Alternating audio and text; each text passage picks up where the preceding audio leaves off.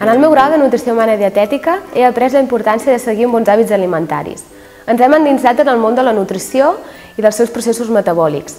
També ens han ensenyat a realitzar pautes alimentàries per a tot tipus de persones, com per exemple per a nens, adolescents, als adults, a persones grans, també per a esportistes, per exemple futbolistes, persones que realitzen triatlons i també per a persones que pateixen malalties.